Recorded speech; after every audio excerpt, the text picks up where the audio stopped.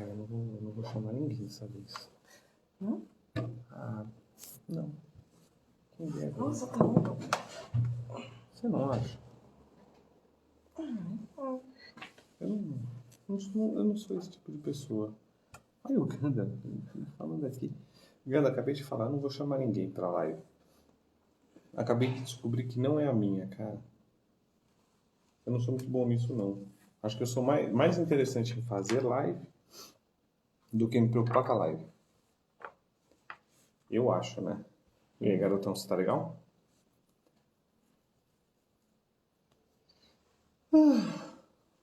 A Déia ainda tá tentando achar um post dela.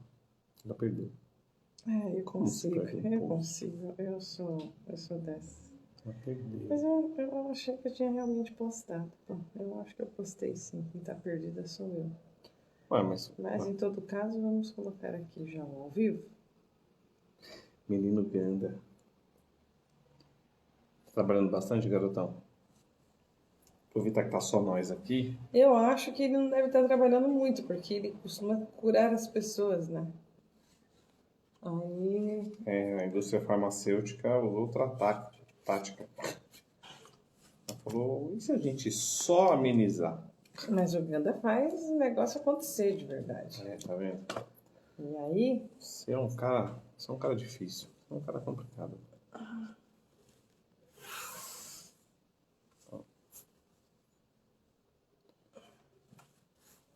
Trabalhado pouco, cara? Exato. Não, só você abaixa mais assim. Abaixa mais aqui, ó. Eu estava fazendo isso. Isso aqui é um oferecimento da LG C Imports. Nossos aparelhinhos. Nossa fornecedora oficial. Você quer fazer lives? Então, Ganda, não tá brincadeira, né? Iniciaram. Assim. É isso aí. É isso aí. Cara, tá complicado. Fases difíceis. Mas olha, eu vou te falar, viu, Ganda? Vou ser muito sincero com você. O que me ameniza, o que me alivia nessas fases difíceis é estudar história, sabia? Porque eu tô começando a perceber que, assim... É lógico, tem gente com fase melhor, tem gente com fase pior, mas no geral... Para cada uma fase boa ou uma fase... Pelo menos para nós, né, que somos dessa estrutura mais ou menos, Brasil, essas coisas. Para cada uma fase boa, tem muitas fases ruins, sabe? Então, eu não me sinto tão mal com isso, sabia? Tipo, é só mais uma fase ruim. E eu não sei você, mas eu tô estudando sobre o Afeganistão. Tô do Fronteiras Invisíveis do Futebol, né? Não canso de falar deles. E agora eu estava estudando sobre o Irã. O Irã e o Império Persa.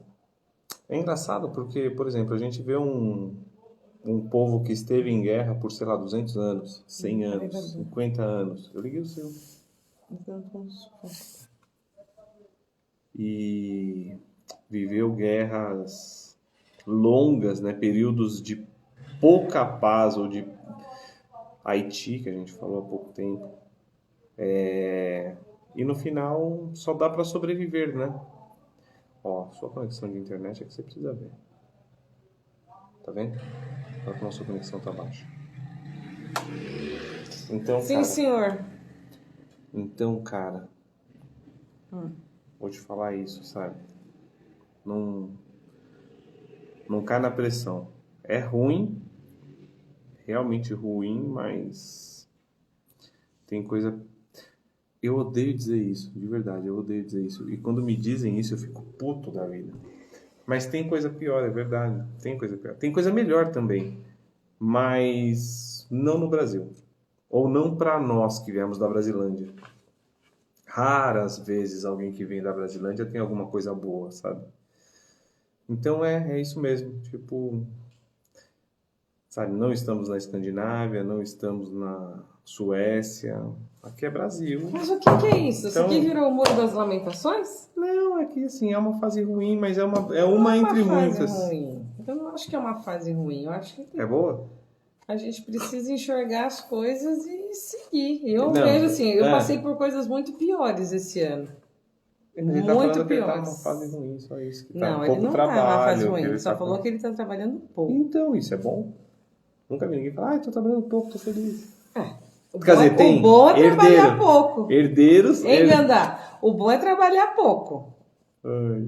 Não é trabalhar muito, é ter um retorno bom do negócio. A verdade é essa. Ninguém quer ficar trabalhando muito. Se a gente trabalhar assim, tivesse o privilégio de trabalhar 4 horas por dia. Vou falar, se segunda, eu sexta. tivesse dinheiro e privilégio de trabalhar 4 horas por dia, eu faria o que eu já fiz no passado. Ter mais uma ocupação, não pelo dinheiro. Ué, quando eu comecei a dar aula no Senac, não era por dinheiro.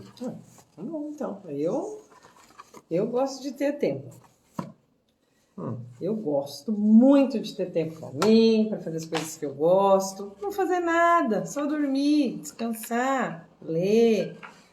O que eu mais sinto falta, quando tem a falta de tempo, é de estudar mesmo. Isso aí é uma coisa que você falou que faz todo sentido.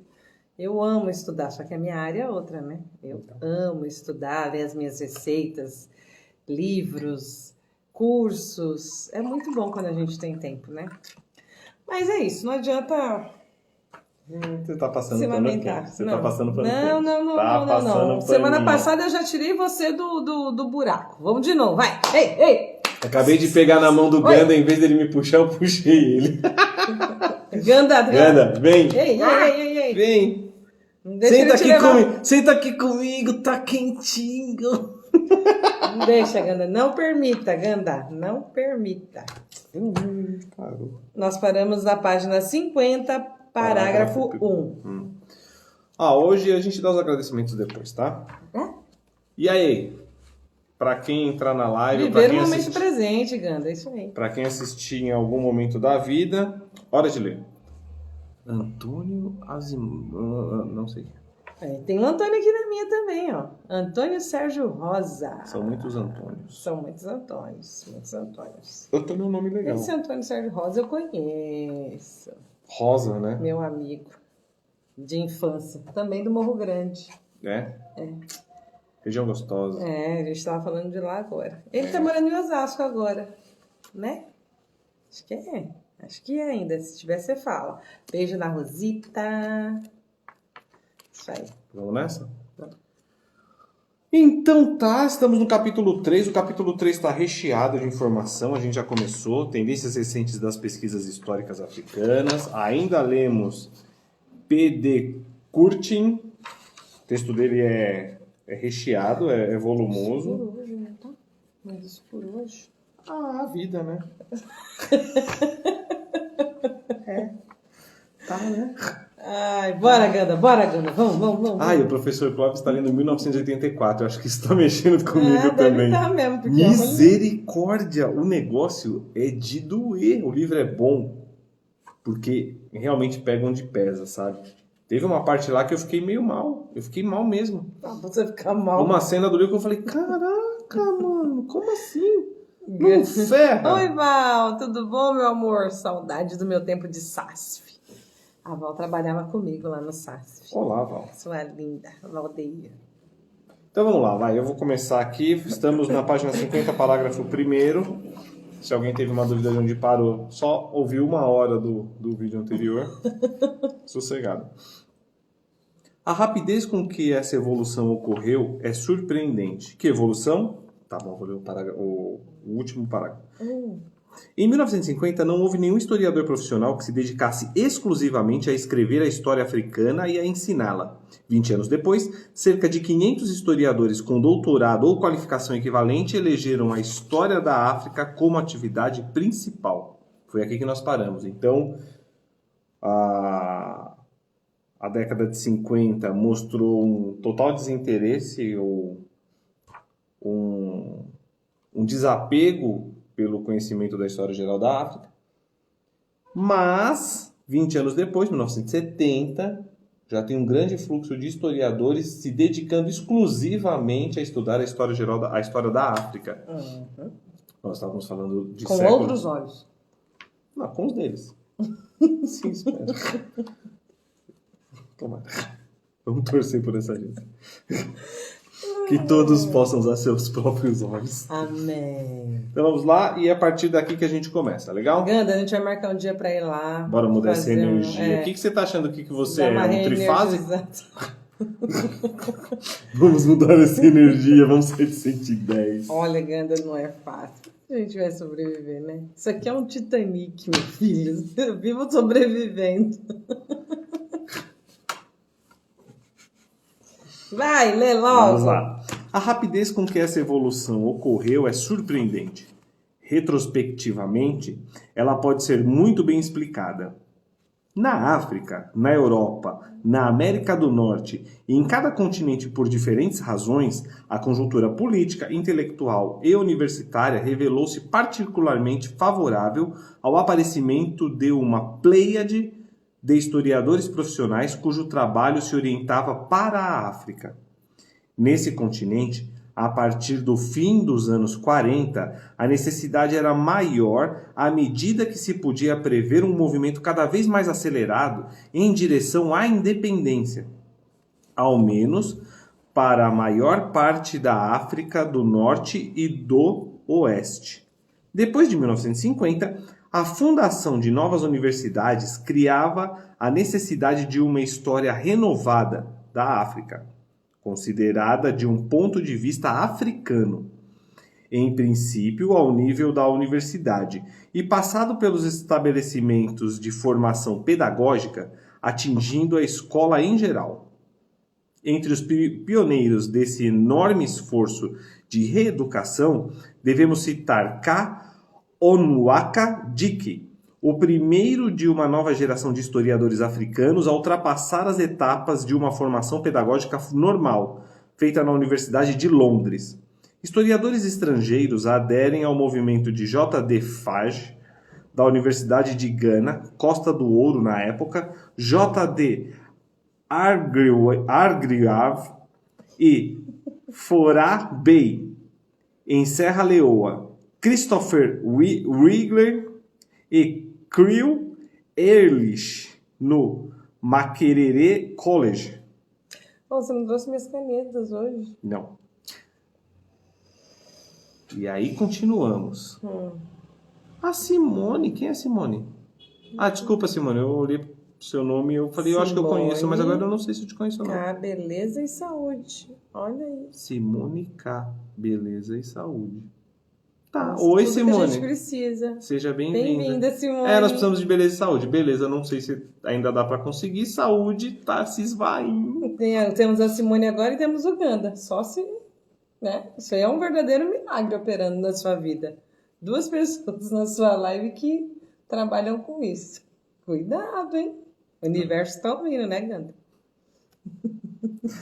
Na África, de fala francesa, delineou-se progressivamente um movimento paralelo. Nos antigos territórios franceses, as universidades continuaram, muito tempo depois da independência dos respectivos países, a depender do sistema francês. Em consequência, conservaram as tradições históricas francesas. Todavia, alguns pioneiros se orientavam para uma história da África. Neste sentido, notáveis contribuições foram oferecidas por Amadou Matar Mbou, no Senegal, por Joseph Kizerbo, no Alto Volta, pelo padre Engelbert Mveng, em Camarões. Depois o início dos anos 50, os historiadores vindos do exterior e estabelecidos na África de língua francesa, que teriam um papel dominante nas universidades, dedicaram-se à pesquisa. Desde então, Jean Vancina, que iria contribuir para o ensino da história africana na Universidade de Lovanium, trabalhava nas instituições de pesquisa do governo belga no Congo e em Ruanda. No IFAM, Instituto Fundamental de Afrique Noire, em Dakar, Raymond Maune, futuro professor de História Africana na Sorbonne, dedicava-se a pesquisa sobre a África Ocidental. Yves Persson, ainda administrador colonial, começava as investigações que originariam, em 1968, sua tese sobre Samori e lhe permitiriam contribuir para a introdução da história da África nas universidades de Abidjan e Dakar. Presença africana através de sua revista e dos 2 grandes congressos de escritores e artistas negros realizados em Paris e Roma em 1956 e 1959. Impulsionava vigorosamente tal processo. Parou. Sim. O que foi? Simone! Que saudade da Simone, trabalhava lá na Saber. Ava. Trabalhava lá na Saber um tempão. Nossa, Simone, assim, pensa numa pessoa... Tô pensando. Maravilhosa. Simone, saudade de você. O que ela é benzedeira? Rápido, vapt-vupt. Tá. Rápido. Putz, grila, Simone trabalhava muito bem. Trabalha, né, Cic? Você ainda trabalha na área de A e B. Mas você não pode garantir, de repente ela agora tá péssima. Não? Quando nessa área, assim, ou a gente ou a gente não é. Não tem jeito, né, Simone? Ai, beijo, obrigada. Sérgio, beijo também. Fiquei feliz de te rever. Beijo na família. Você fez eu parar pra você ficar mandando beijo pros outros? Ganda, ó. Só que assim, ó. O universo tá de olho nele. Bel, um beijo. Aí eu queria falar também, um beijo para a Bel, porque a Bel plantou umas íris lindas lá. Caracas, eu achei que você ia falar plantou a lua. Não, juro. Ela plantou umas íris lindas lá no parque, né? Em frente na praça. E as minhas também deram flores. Parabéns, na praça? Bel. É, lá na praça do Jardim Iracema. Olha, Iracema é um grande amor. É, o Ganda tava explicando que 2 anos atrás eles plantaram, né? A vizinhança deve ter sido um mutirão, né, Ganda, que vocês fizeram? 2 anos para as íris florescerem. Parabéns, ficou lindo. É sério? Parei. É sério mesmo? Porque senão eu esqueço. Misericórdia, vamos continuar. Eu vou continuar. Desculpa, gente. Verena, tudo bem, amiga querida? Verena, da Unasp. Ah, Unasp Vegan. Unasp Vegan. Pronto, agora eu vou, tá? Disparou todas as evidências. Todas essas atividades caminhavam simultaneamente ao desenvolvimento, na própria África, de estudos históricos africanos. Eu tinha parado também porque aqui nessa leitura você tinha falado, na parte que você leu, eu queria que você explicasse isso. Que na África que se fala francês, mesmo com o movimento deles se libertarem depois de deixar de ser colônia, eles ainda continuavam contando a história do colonizador. É isso? Ao invés da história da própria África. Não. A África de fala francesa delineou-se um processo paralelo, ou seja, ainda que fosse a África de fala francesa, ela desenvolveu também um ritmo de autopercepção histórica dentro da África, desses países africanos, condizente com os dos outros países. Foi paralelo, o desenvolvimento foi paralelo. Apesar da cultura diferente, o movimento de autodescoberta, ou de redescoberta, ou de apropriação histórica, né, da própria história e da história do continente, também se deu, ou seja, não foi barrado pela diferença idiomática ou colonial. Beleza. Mais ou menos o que eu tinha entendido, só que não. Ok. Nesse reencontro da história da África com a história do mundo, o momento capital é aquele em que progride nos outros continentes o estudo da história africana, progressos paralelos no tempo aos da história da África nas universidades africanas. Em 1950, Roland Oliver começou a ensinar história africana nas escolas de estudos orientais e seus colegas do Instituto Etnográfico de Leningrado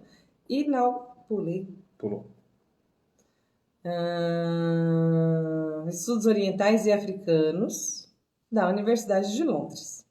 Na União Soviética, D.A. Oudehog e seus colegas do Instituto Etnográfico de Leningrado inauguravam um programa sistemático de pesquisas que culminou algum tempo depois com a publicação de toda a documentação conhecida sobre a África subsaariana do século XI em diante, nas línguas da Europa Oriental, com tradução e notas em russo. Durante esse mesmo decênio, foi criado na Sorbonne a primeira cadeira de História Africana. Logo, havia duas, a do antigo governador das colônias, Hubert Deschamps, e a de Raymond Maune. Por esse lado, Henri Brunschan assumia a direção das pesquisas sobre história africana no École Pratique des Hautes Études, enquanto Robert Cornevin publicava a primeira edição de seu resumo da História da África, várias vezes revista e completada desde então. Para além da Europa e da África, os progressos eram mais lentos. Na própria Europa, a história africana só foi admitida inicialmente nos cursos universitários dos países colonizadores. Nas Américas, onde uma grande parte da população é de origem africana, poderíamos esperar manifestações de interesse. No entanto, por mais importantes que fossem os vestígios culturais africanos, nem o Brasil, nem as Caraíbas deram a atenção merecida ao assunto. No Haiti, alguns intelectuais demonstraram solicitude com relação à cultura local baseada no africanismo datado dos primeiros trabalhos do Dr. Price Mars, 1920. Em Cuba, sentia-se forte influência da cultura afro-cubana, entre certas personalidades do mundo das letras, entre outras, Nicholas Guillen. Todavia, tal como no Brasil, a simpatia manifestada pela cultura afro-americana não suscitou interesse pela África nem por sua história. Nas Antilhas Britânicas, a descolonização, inclusive a descolonização da história local, beneficiou-se de maior prioridade. No entanto, mesmo depois de 1960, o pan-africanismo político não teve ressonância histórica entre os intelectuais das Antilhas. O interesse era ainda menor nos Estados Unidos. É porque falou mal do Brasil e agora eu vou com força. O interesse era ainda menor nos Estados Unidos, antes de 1960. O pouco que existia estava concentrado sobre a África do Norte. De acordo com uma pesquisa recente, foram apresentadas até 1960, inclusive 74 teses de doutorado relativas à história africana. Trata-se de um número surpreendente, mas enganador. A maioria dessas teses refere-se à África do Norte e é obra de historiadores especializados em história ou arqueologias clássicas, na história da África do Norte e do Oriente Médio, ou ainda, o mais frequente, na colonização ultramarina europeia. Só o acaso, ou quase, permitiu que os temas de tese se referissem à África.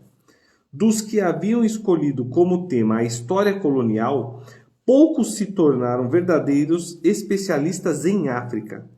Entre os pioneiros encontra-se Harry R. Rudin, em Yale. Desde os anos 30, ele havia publicado ensaios sobre a história da colonização alemã na África. Depois de 1950, seu interesse pela África não parou de crescer. Os afro-americanos formavam um grupo ainda mais importante. W.E.B. Du Bois interessara-se pela África desde o início de sua carreira, embora só tenha podido dedicar-se a esse estudo quando se aposentou e emigrou para Gana. Bem antes dele, em 1916, Carter G. Woodson havia fundado The Journal of Negro History. Na verdade, a publicação era mais afro-americana do que africana, mas a história africana figurava oficialmente na sua óptica e podiam-se encontrar nele, de tempos em tempos, artigos sobre o passado da África. Entretanto, o verdadeiro apóstolo da história da África foi William Léo Hamsbury, na Universidade de Howard, que desenvolveu uma campanha solitária pela inclusão da história da África no programa de ensino das universidades americanas e, estando ainda em vigor a segregação, especialmente dos colégios com grande maioria negra nos estados do Sul. Toma essa. Podemos continuar? Meu Deus, quanta coisa.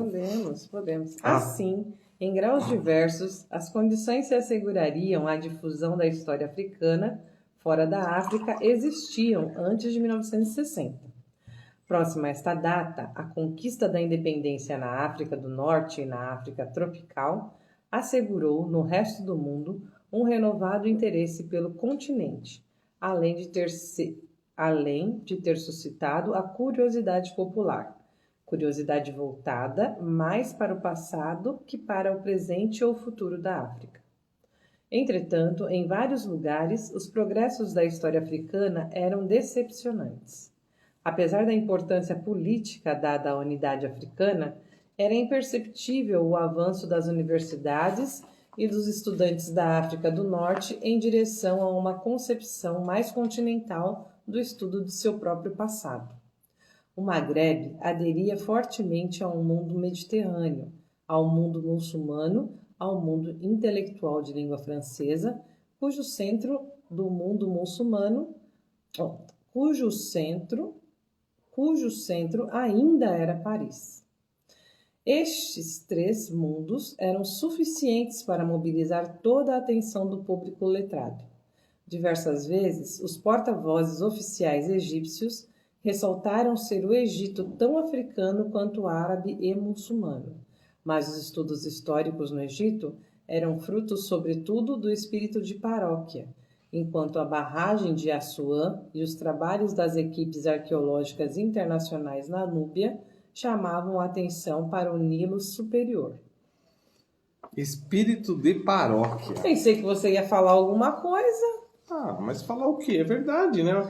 O interesse pelo Egito, o interesse pelas escavações, ou por esse norte da África, perto ali da passagem para o Oriente, sempre foi... Não me diga que o Egito fica na África. Para você ver, né? Parecem ser coisas tão distintas quando a gente lê e ouve falar, né? Mas você lembra daquele negócio, né, dos interesses? A gente falou isso alguma vez, de como se dava o interesse pelo... não, foi na live sobre o Egito com a roda sem a roda, de uma vez. Que eu falei das 3 formas de interesse pelo Egito, né? A parte mítica, a parte... Só não tinha histórica, mas haviam 3 formas de interesse.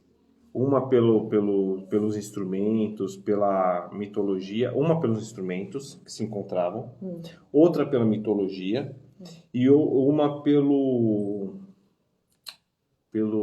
simbolismo esotérico, mas não pela arqueologia ou pela história dos não reis interesse da... na história, mas Exato. no que eles têm.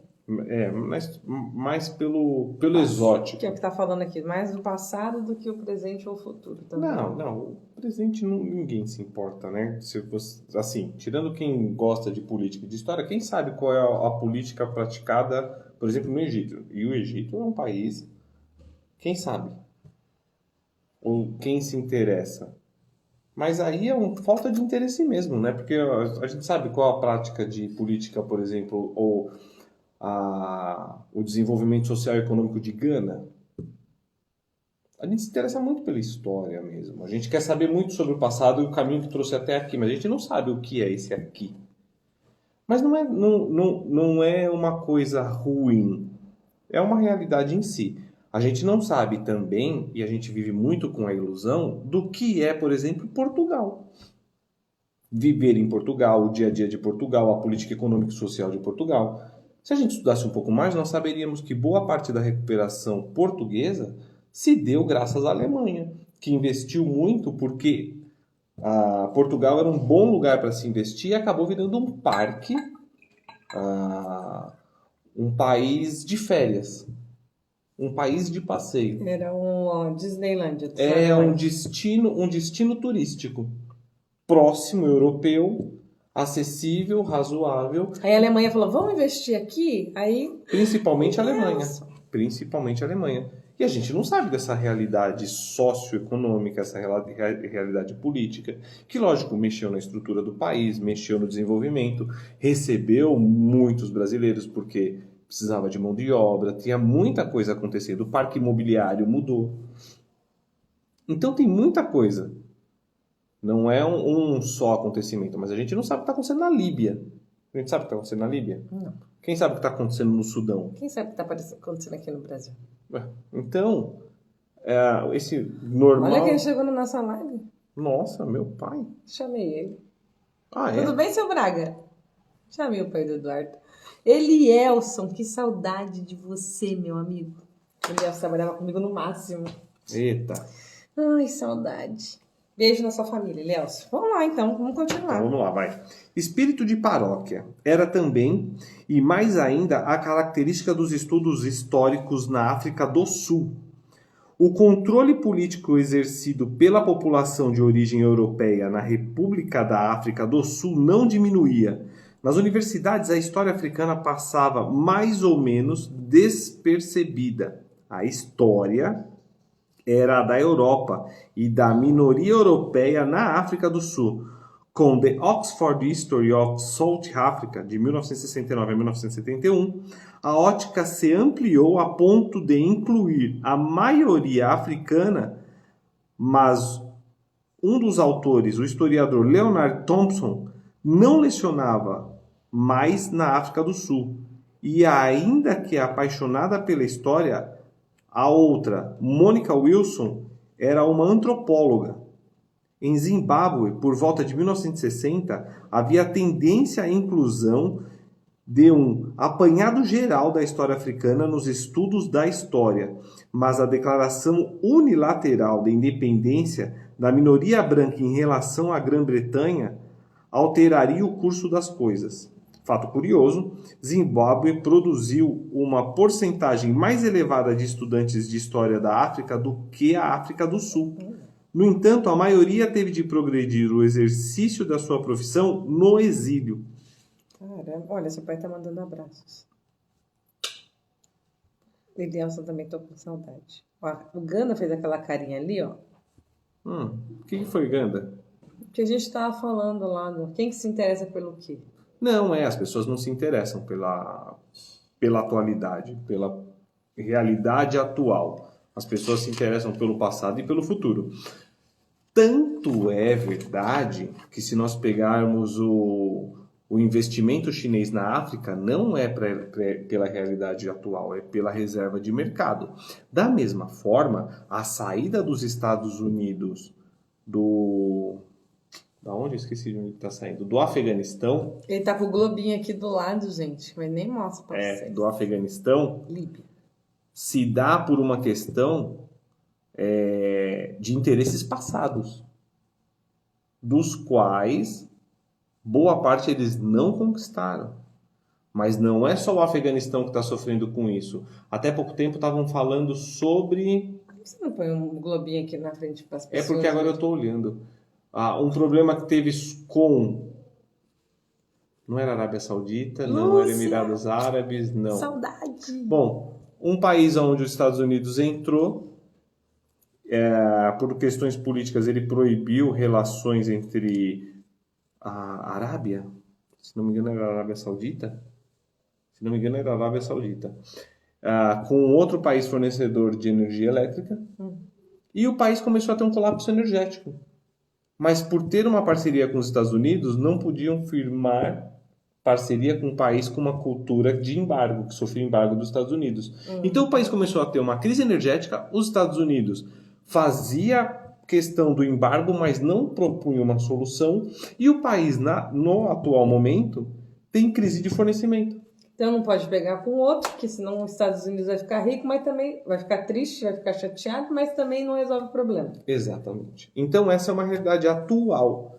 Quer saber de uma realidade atual? A realidade que está passando o Afeganistão na relação entre China, Rússia e Estados Unidos. E o Afeganistão está no meio de uma relação política, de interesse político, e do qual ele não pode se desvencilhar. E o povo afegão que se foda. Essa é a realidade atual do povo afegão. Ah, mas agora entrou o Talibã. Sim, mas tem interesse para que algumas políticas ou formas políticas estejam onde estão. Assim como a ditadura do Pinochet não foi um assunto do país, e sim um assunto de interesse maior financiado para que ficasse daquela forma. Assim como a ditadura no Brasil não era só uma questão política brasileira, porque os Estados Unidos sempre teve interesse em que não houvesse na América do Sul políticas próximas socialistas, e o Brasil era o maior exemplo disso, ou seja, era a maior vitrine, principalmente por ser grande, por ser um país grande de proporções e de produções, e isso levou à ditadura, e não era um problema do Brasil, mas foi trazido para o Brasil. Então, interesses internacionais mexem na estrutura presente política de muitos países. Ah, e a gente se interessa? Não, porque a gente teria que começar a compreender coisas que são um pouco mais pesadas e um pouco menos ilusórias do que, é só fazer acordo. Não, não é só fazer acordo.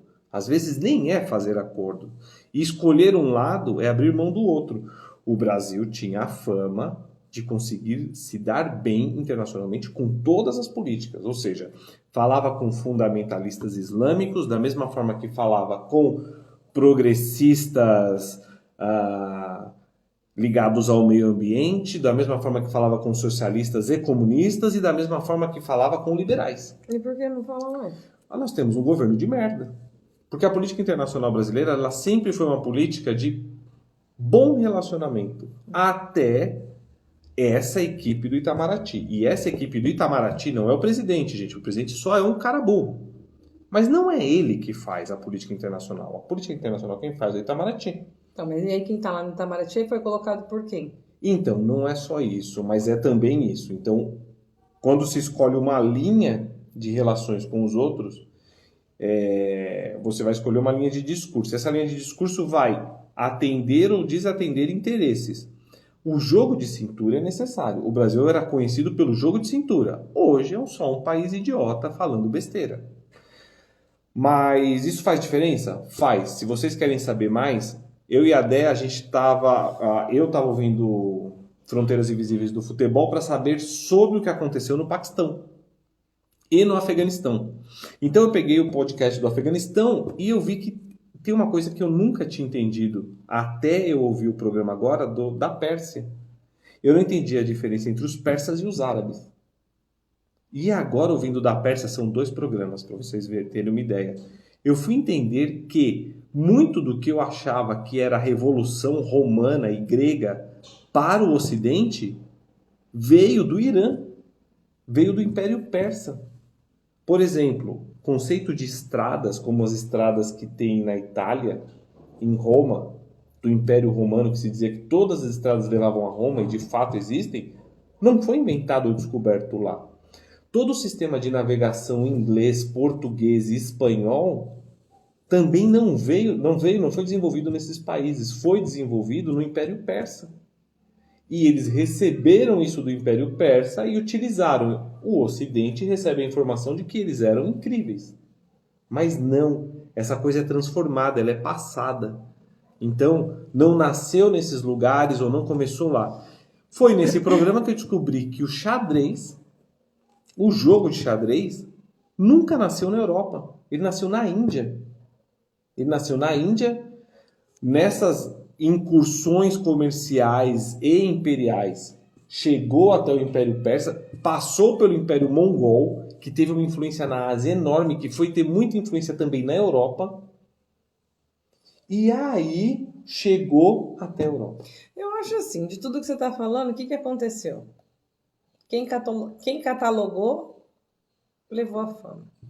Então, mas hoje simplesmente isso. Lógico que é muito bom a gente saber a origem, é importantíssimo, eu acho. Principalmente porque mostra que a África, quando fala assim que a África é o centro do mundo, que a África tudo começou ali,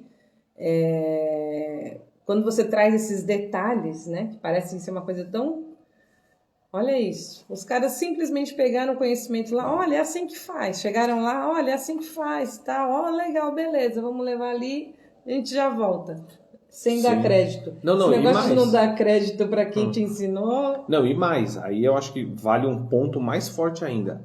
A gente fala muito, por exemplo, do Irã hoje, ou da Pérsia muçulmana. Nem muçulmanos eles eram.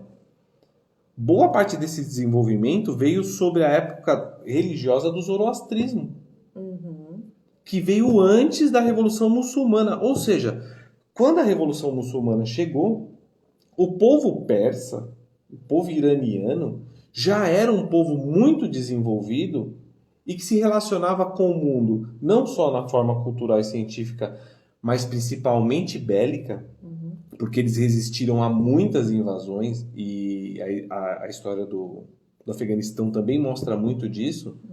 Eles tinham muito mais cultura e conhecimento, tanto que, e isso eu achei fantástico, Alexandre o Grande, na sua invasão ao Irã ou ao Afeganistão, ele teve, ou ele se propôs, e isso era uma prática, se casar com a princesa para dar fim a uma guerra. Por quê? Porque ele não conseguia fazer essa invasão, essa entrada no que a gente conhece hoje como Irã.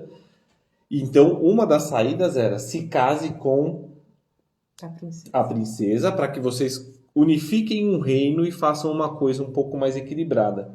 Então, esse povo a história dessa região e desse povo é muito maior e muito mais rica do que nos chega. Mas até hoje nós aprendemos que Roma é a linha. Hoje, em 2020, 2021, século 21, a gente ainda aprende isso. A gente não aprende que, por exemplo, boa parte da navegação se desenvolveu pelo ótimo sistema de matemática e astronomia desenvolvido lá no século 5, 6, antes de Cristo, na região da Pérsia. Não se fala sobre isso. Século 100, século 200 antes de Cristo, o desenvolvimento era muito superior ao do europeu. Mas havia troca e sempre houve a troca. E aí, verdade, muito se toma posse do conhecimento. É isso que o Ganda está falando. Há muita posse de conhecimento. Agora, o sistema de troca e o sistema... Se a gente fosse falar... Como que é esse negócio de... Apropriação cultural, por favor, né, gente? A gente está falando de 200, 500, 1000 antes da Era Comum. Uma troca que era inimaginável do ponto de vista de comércio e cultura, a ponto de fazer o desenvolvimento da região se dar como um todo. Hoje há muito mais protecionismo, hoje há muito mais proteção e reserva do que talvez houvesse naquela época. Embora hoje a gente viva uma situação onde, num caso específico como o Covid, o mundo tenha se juntado cientificamente para dar uma solução nunca antes vista na história. Ainda assim... Mas também a ligação que o mundo tem um com o outro, se eu não cuidar do meu vizinho, eu tô lascado, né? Então, sim. É mais uma coisa de... se eu não fizer assim, eu vou morrer também, do que também. Altruísmo, né? Não, não é altruísmo. Altruísmo não é. Carlinha, bem-vinda. Nunca foi altruísmo também, né? Nunca foi. Rosângela, minha prima. Vou continuar. Gente, vocês viram que é muito mais sobre o que acontece atualmente. Tô achando legal esse negócio dessa live, sabe por quê? Você acabou de falar assim, quem é que se importa? Não é, Ganda? Quem é que se importa com o agora? Ninguém. Mas quando você conta essas coisas que você fala, esses fatos que trazem pra gente refletir no agora, quando é trazido dessa forma, é bacana. Você faz a gente entender. É uma aula que a gente está tendo aqui, né? Então, quando você entende o que aconteceu lá, que acarreta no que acontece aqui, que não há nada de novo debaixo do sol... Não. Tudo continua... Não. É muito mais prazeroso. Muito obrigada, professor. Professor Tiburcio. Olha, ó, tá vendo? Seu pai tá aprendendo. Seu Braga. O menino aqui é... Dá corda pra ele pra você ver. Vai. Pode continuar. Vamos lá. A África tropical foi o primeiro centro de estudo da história da África no continente africano. E lá se realizaram os progressos mais notáveis na primeira década após a independência.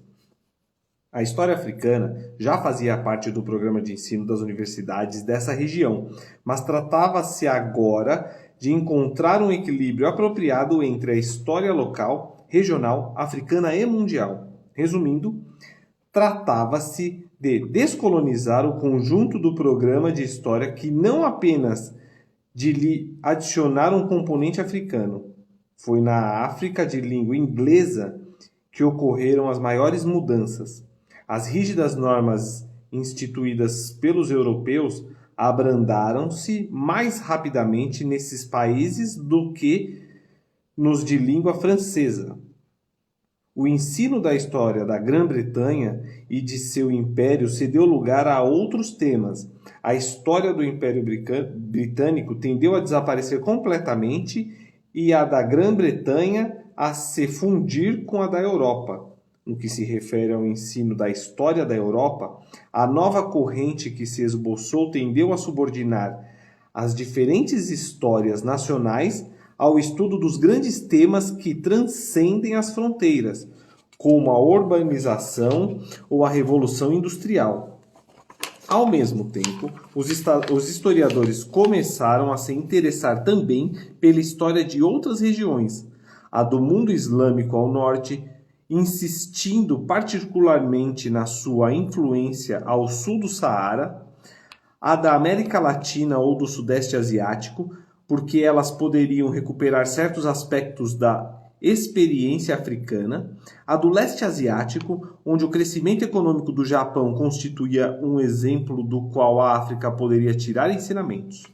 O impacto da história africana proporcionou, assim, uma reorientação geral, no sentido de uma concepção do mundo e de seu passado, verdadeiramente afrocêntrica, sem se interessar exclusivamente pela África e pelos africanos, como a velha tradição europeia se interessava apenas pelos europeus, mas no quadro de uma Weltanschauung, da qual a África e não a Europa constituía o ponto de partida. E aí, amor? Caramba, hein? Parece que você explicou antes. Parece. Não é? Fala que você já estava sabendo desse... Ó, seu pai tá falando que tá aprendendo com o filho dele. Faz um coraçãozinho pra ele. Caramba! Ô, Ganda, você colocou um negócio, mas isso é um assunto polêmico e difícil. Fazendo pontes do passado para entender o estado atual. De certa forma, sim. Entender o passado nos ajuda a entender se a gente não endeusa o passado, a gente entende que todo o processo é muito interessante e quem está no meio do processo nunca vê o todo. Sim. A gente consegue compreender muito melhor o passado porque a gente consegue ver a consequência. A gente olha o todo daqui para lá, né? Exato, a gente vê o todo e ainda assim vê o todo mais ou menos. De acordo com quem conta a história, né? Mas quem está vivendo o processo nunca vê o todo. É como você está no relacionamento, vamos lá, tá você e a Bel no relacionamento, eu tô aqui com a Dé. A gente está no relacionamento e a gente não sabe o tamanho dessa história. Agora, quando passa e os pais, por exemplo, contam para os filhos a história, você tem uma história para contar com início, meio e fim. Então você tem, exato, você tem contexto, você tem realce, você tem muito mais coisa para fazer, para contar e para explicar, porque você consegue compor aquilo. Agora, quando você está no meio do processo, você não sabe se aquilo é grande, pequeno, importante, não. Você só está vivendo aquilo. Então, normalmente, a grande história, a grande narrativa, não é feita por quem está vivendo. É feita por quem assistiu e normalmente assistiu o processo todo. Não acompanhou só por perto. Mas conhecer a história já nos mostra alguns pontos. É como você conhecer a história da sua família e falar, peraí, mas todo mundo que tomou tal decisão foi para a lama. Você está tomando tal decisão, a chance de você ir para a lama é lógico. Não, mas eu estou fazendo uma pinguela mais forte dessa vez, né? Mas é verdade. Você vê, Essas pontes existem e elas servem... E engraçado porque isso junta com o conceito africano do capítulo 2, que é, eu vejo a realidade do meu povo, da minha família, e expando desse pequeno grupo para fora. Uhum. Porque as experiências que eu estou vivendo aqui, elas se reproduzem fora. Uhum. Então, com a experiência dos meus familiares, das decisões, dos caminhos que tomaram e as consequências que sofreram, eu tiro experiências na forma de contos de histórias da família. Eu vou criando mitos, criando lendas. Às vezes eu mudo o nome de um parente, eu mudo o nome de alguém e vou criando mitos. Muda a família que eu pertenci. É, a família de um amigo. Eu vou fazendo essas coisas também. Aconteceu. É super legal. Ai, quem chegou? Sabe o que aconteceu com o primo? Quem é? Thales, pô, nosso amigo. Oi, Thales. Ai, Thales, que saudade. Eu preciso ir lá levar um quitute pro Thales, umas plantas pro Thales. Thales, ó, não posso nem ver você que eu lembro todas as coisas que eu tô te devendo. Mas Nossa, eu te Thales, amo assim, você é o tá? melhor cobrador. Sua presença. Ver, né? Sua presença. Então vamos lá, vamos continuar? Vamos. Esse objetivo não foi ainda completamente atingido, mesmo nas mais avançadas universidades de língua inglesa. Será necessário um certo tempo para formar uma geração de historiadores africanos inovadores que explorem novos caminhos escolhidos por eles mesmos. As universidades de língua francesa estão um decênio atrasadas. Em Abidjan, Dakar e Lubumbashi, herdeira de Louvain, no domínio da história, as mais antigas universidades de língua francesa, só a partir do início da década de 70 é que o corpo de professores de história passou a ser composto majoritariamente por africanos, ao passo que essa evolução havia ocorrido desde o início dos anos 60 nas mais antigas universidades de língua inglesa. Agora que os historiadores africanos possuem seu lugar nas universidades de língua francesa, pode-se prever um reajustamento semelhante das concepções da história mundial. Mas já a partir de 1963, se realizou a reforma dos programas de história nas escolas secundárias dos países de língua francesa. Ela seria imediatamente seguida pela reforma dos programas dos estudos históricos universitários, de acordo com o programa do CAMES, Conselho Africano e Malgache para ensino superior. O impacto da história africana sobre a pesquisa e o ensino de história na Europa Ocidental está ligado à antiga relação colonial. Essa é uma das razões pelas quais a França e a Inglaterra constituíram os principais centros europeus de estudo da história africana.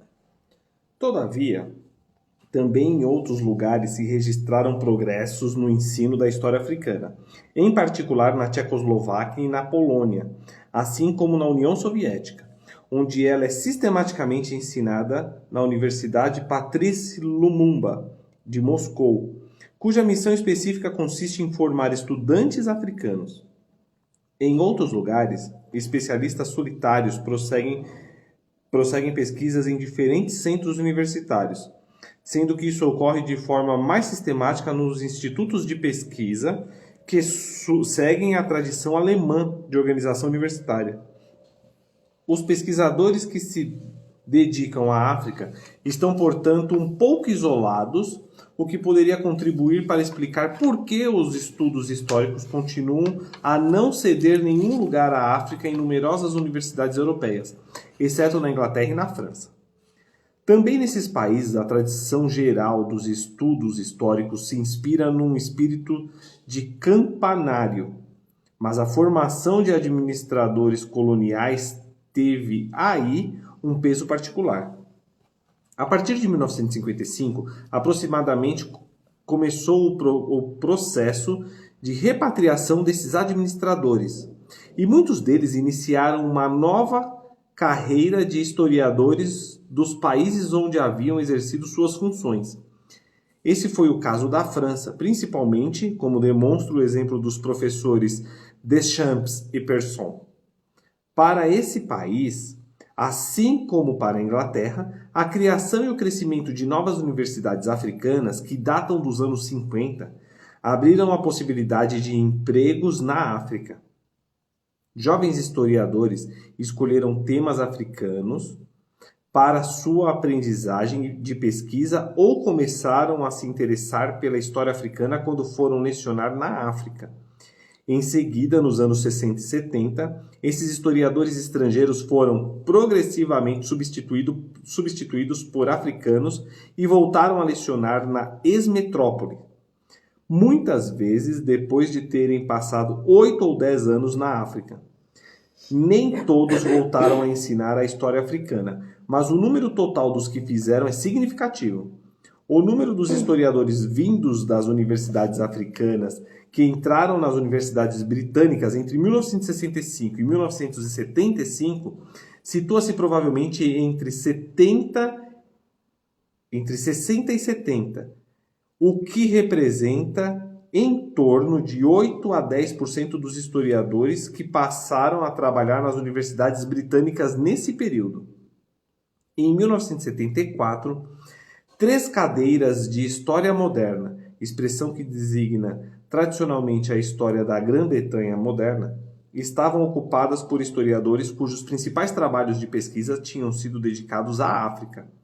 É ainda muito cedo para determinar a influência que tal retorno da África terá sobre as tradições históricas britânicas em geral, mas provavelmente será considerável. Na França, observa-se um fenômeno semelhante, ainda que os números correspondentes sejam um pouco mais baixos, o que os professores vindos da África constituam uma porcentagem menor do recrutamento para o ensino universitário. Uma nova geração de historiadores começou a se interessar pela África. Em Paris, tanto nas diferentes universidades como no Centro dos Estudos Africanos, que é interuniversitário, um certo número de especialistas em história, sociologia e arqueologia trabalharam muito tempo nas universidades africanas, com as quais continuam mantendo estreitas relações. A situação é semelhante em Aix, Bordeaux e Lyon. Paralelamente, as universidades britânicas e francesas asseguraram a formação de historiadores africanos encarregados de substituir os estrangeiros que voltaram para a Europa. Nesse sentido, instituições como School of Oriental and African Studies, SOAS, de Londres, e secções esparsas da Sorbonne e das grandes escolas de Paris tiveram um papel especial. Nas SOAS, por exemplo, 58% dos que obtiveram doutorado entre 1963 e 1973 começaram lecionando na África. Menos de 20% do total eram britânicos e somente 13% tiveram seu primeiro cargo numa universidade britânica. Isso diminuiu em parte o impacto direto da SOAS, instituição que congrega o mais importante grupo de historiadores da África, já reunido no mundo por uma universidade. Sobre a educação britânica, sua influência indireta, porém, foi considerável. Além das SOAS, as universidades de Birmingham, Sussex e Edimburgo reservaram, entre os seus programas, um papel especial à história africana. E pelo menos outras 8 dispõem de um especialista em história africana, que leciona regularmente essa matéria a estudantes de graduação. Esse nível particular de desenvolvimento na Grã-Bretanha talvez fosse previsível, levando em conta os interesses colonialistas e neocolonialistas deste país em relação às estruturas universitárias africanas. Em compensação, o enorme crescimento da pesquisa sobre a história da África na América do Norte durante os anos 60 era completamente inesperado, já que os historiadores dos Estados Unidos pareciam não tratar equitativamente nem a história dos afro-americanos de sua própria sociedade. A numerosa minoria de descendentes de africanos presente nos Estados Unidos, desde suas origens, não havia suscitado um interesse notável pela África, mesmo entre a maior parte dos afro-americanos. De resto, o impulso repentino dos estudos sobre a história africana pode ser observado tanto no Canadá como nos Estados Unidos, embora o Canadá não tenha governado uma parte da África. como a Grã-Bretanha, nem conte entre seus habitantes como uma minoria afro-americana importante, como ocorre nos Estados Unidos. Antes de 1960, a história da África mal era ensinada na América do Norte. Em torno de 1959, pouco depois de sua fundação, o African Studies Association só contava com 21 membros residentes nos Estados Unidos ou no Canadá que poderiam ser considerados historiadores. Entre esses, menos da metade ocupava cargos universitários que o obrigassem a consagrar o tempo disponível à história da África. Por outro lado, o primeiro Congresso Internacional de Africanistas reuniu em Accra, em 1962, cerca de 800 participantes, diante dos quais o presidente Kwame Nkrumah, no discurso inaugural, descreveu em linhas gerais as responsabilidades da disciplina histórica para com a nova África. A partir daí, deu-se a avalanche. Em 1970, o número de norte-americanos especializados em história ou arqueologia africanas aproximavam-se de 350.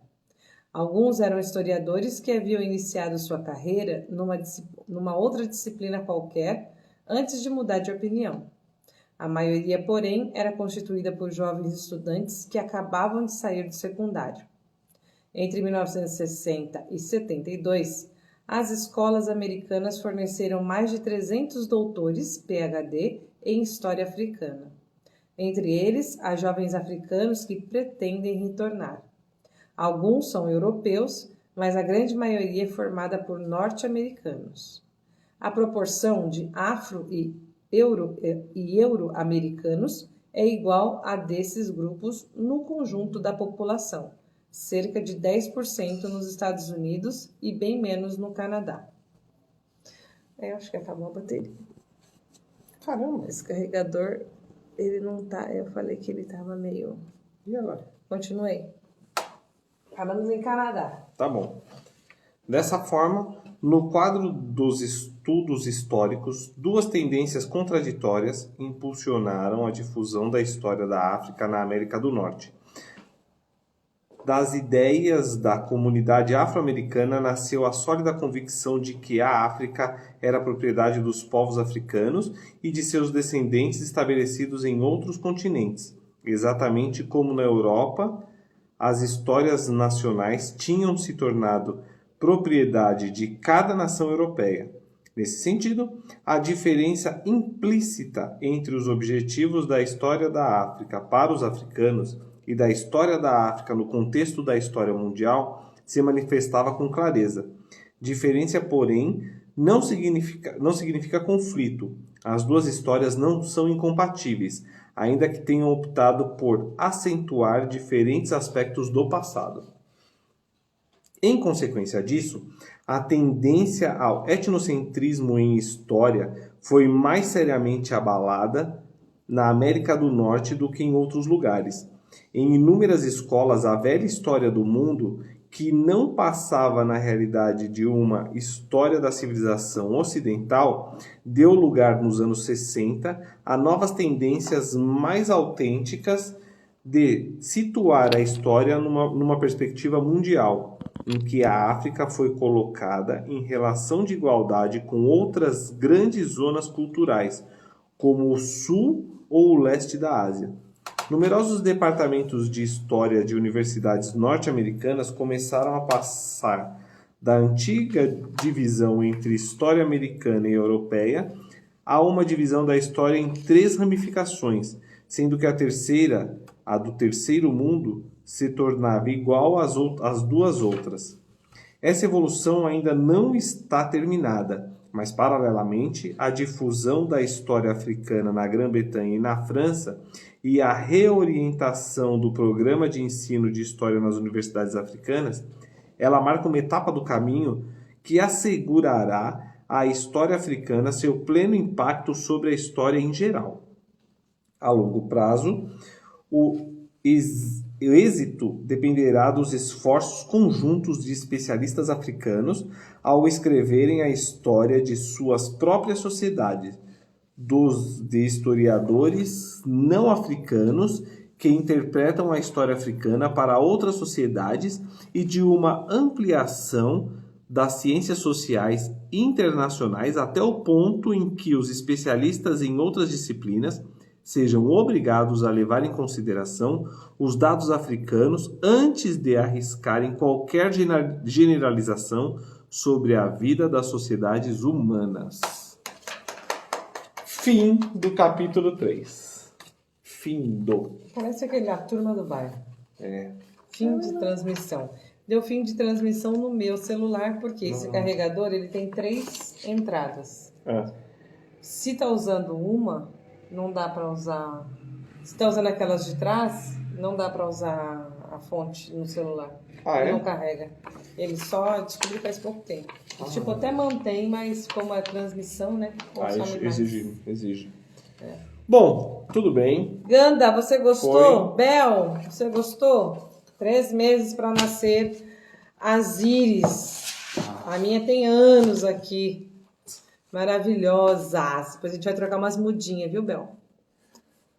Bom, fala, menininha do encerrado está. Maravilha. Vamos para o capítulo 4. Então, o próximo nós começamos com fontes e técnicas específicas da história da África. Panorama geral. 1h06. Já deu, né? Já deu. O próximo capítulo é pequeno. Então a gente vai vendo uma sentada. Só que não, né? Ué, hoje a gente leu bastante. Não, o legal é com comentários. Se fosse sem comentários, a gente tinha terminado antes de 1 hora. Mas os comentários foram melhores do que... Hoje, nada, nós lemos 8 páginas. Bom, tá bom. Estamos de parabéns, né? Ganda, obrigada pela companhia, meu querido, e a todos que estiveram presentes e passaram pela nossa live. É isso aí. Muito obrigada e até a próxima quinta. Até a próxima quinta. Chega, vamos dormir. A gente também vai. Peraí. Cadê? Dá um riso. Aí, agora podemos fechar. Tchau.